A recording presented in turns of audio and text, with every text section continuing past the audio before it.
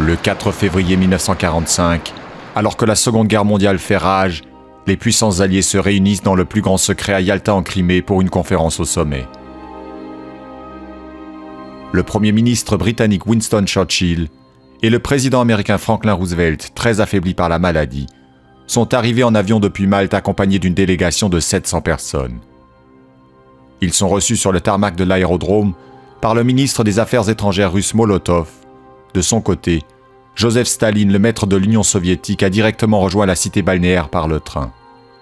Au palais Livadia, durant une semaine, les trois grands vont négocier le sort de l'Allemagne et du Japon et préparer l'après-guerre.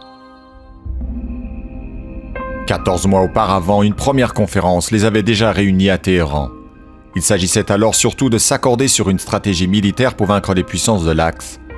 Mais en ce début de 1945, la défaite de l'Allemagne est inéluctable et les enjeux ont changé de nature.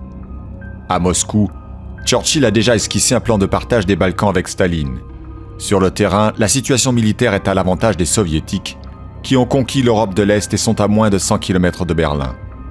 À l'Ouest, par contre, les alliés occidentaux ont subi un revers dans les Ardennes et progressent plus lentement.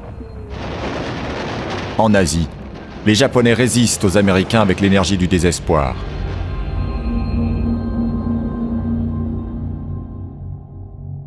Au cours des 7 jours que dure la conférence, les points essentiels abordés sont l'occupation de l'Allemagne vaincue, la restauration de la Pologne, la mise sur pied d'une organisation des Nations Unies et l'entrée en guerre de l'Union soviétique contre le Japon. En dépit des divergences sur la question des réparations allemandes, sur la place de la France dans l'occupation du Troisième Reich et sur les frontières polonaises, l'atmosphère reste cordiale. Le 11 février, la dernière séance est levée. Un communiqué de presse informe le monde qu'une conférence internationale s'est déroulée en Crimée. Dans la déclaration finale, les trois grands réaffirment leur volonté d'une capitulation inconditionnelle de l'Allemagne et s'accordent sur son partage en 4 zones d'occupation. Les prétentions de l'Union soviétique sur la Pologne sont satisfaites en contrepartie de son adhésion au projet des Nations Unies et l'engagement d'intervenir contre le Japon après la capitulation allemande. Mais en se contentant de déclarations générales sur l'avenir de l'Europe, la conférence de Yalta entérine les rapports de force établis sur le terrain. Même s'il n'a pas été question d'un partage du monde comme le dénonce le général de Gaulle, à Yalta, les puissances alliées consacrent de fait des zones d'influence et le glacis territorial et politique qui conduiront à la guerre froide.